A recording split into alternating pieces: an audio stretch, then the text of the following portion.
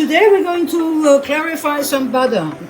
I'm sure you've heard about ghee and clarified butter. I'm just so shocked of seeing how much money a pound of butter is costing nowadays.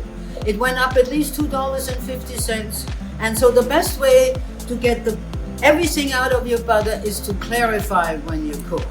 Hi, I'm Monica Cheleniak here with Fearless Cooking.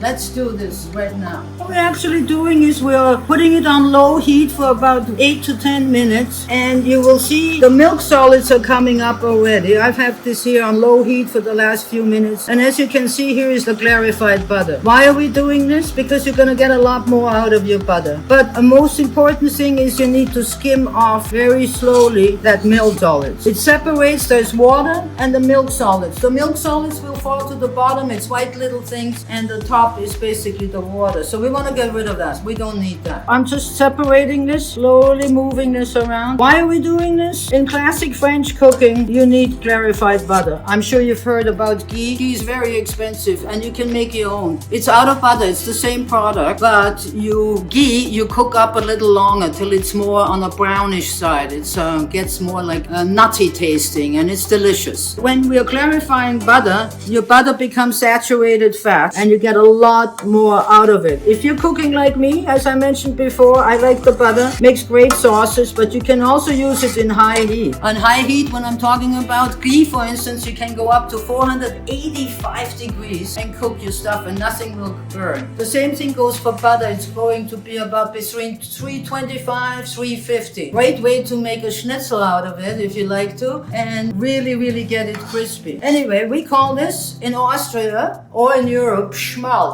Butter schmaltz. But basically what it is, it's the real thing. You got everything gone here. So as you can see, we got quite a bit of the water here, and then we're seeing these white little residues down there. We're going to just leave it a few more minutes. We're now into about 7-8 minutes. I would leave it a little bit more and then it will settle. Then we're just going to strain it and your butter is ready. You don't need to put it in the fridge and you can cook with it.